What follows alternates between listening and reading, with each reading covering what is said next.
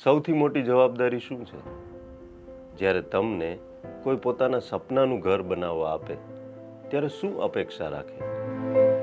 ખાલી બે જ: સુંદરતા અને સુરક્ષા.